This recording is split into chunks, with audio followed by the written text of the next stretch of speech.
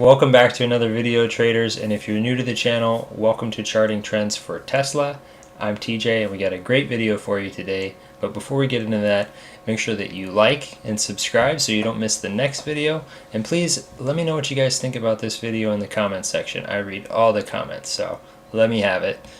If you like my analysis, please check out my main channel, Charting Trends for Trading Options, where I look at a different stock every single day, and if you want to follow me on social media, those links are in the description below. Alright, let's get into the video. Alright, before we look at Tesla, we're just going to look at the indexes. This is the NASDAQ QQQ ETF. We are down about 1 point today. A huge fall and a very strong recovery, but still holding below the downtrend for now. Let's take a look at SPY. SPY was very similar with a drop at the open, falling all the way down to 380. You know, that's a very healthy pullback, and it's nice to see how strong we bounced, getting all the way back up to almost 389, trying to reach for that 390 level, which is really the top of the market, where we see strong returns above that level. But closing around 387.50 is actually green on the day, about 50 cents, good to see, and for now holding above this downtrend line. Alright, let's look at Tesla now. By the way, this is a 30-day, 30-minute chart. So Tesla, again today, holding below the downtrend. Very sharp drop in pre-market. You know, it's trying to bounce and recover and hold on to any levels that it can, and it just can't. Eventually falling to a low of 619. And you know, for me, it's good to see. It's what I've been talking about for a while, and it's just, honestly, it was inevitable. When you grow as fast as Tesla did, as high as they did, it just, you know, it's like a rock. If it goes up, it's going to have to come down at some point. And a decent bounce. You know, this long wick, you know, we didn't really spend any time around here, but the price did go down briefly before shooting back up, eventually holding above this 669 level.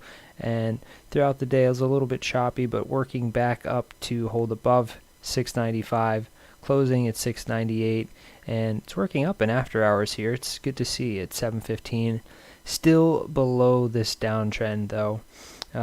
So I mean, the key for me here, and I'm going to zoom out a little bit so we can get some historical perspective. We'll look at a 4-hour 180-day chart.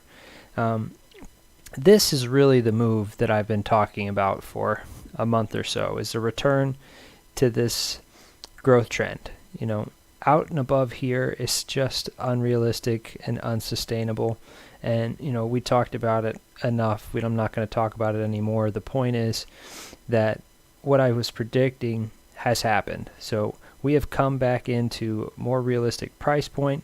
We've come back into our trends line. We come back into support. We've come back into our averages. So from here, I think we have room to go, as opposed to up here where it's just unrealistic to expect new buyers to come in at these levels. It's not realistic. So now that we have come back, it's very healthy. Now we're in a better place to see more upside in the future. But what it's going to take is time, and you know, we'll zoom in a little bit here. We are still holding below this downtrend. The first sign of recovery will be the break of this downtrend.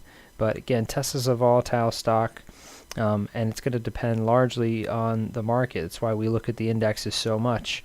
But it's going to take time. And I think just as when we got to these levels up here, it took time for the market to accept and absorb and decide what to do at these price levels. And eventually, you know, even though the market is continuing to hit all-time highs, investors realized that Tesla was probably a bit overpriced, and really it just happened too fast.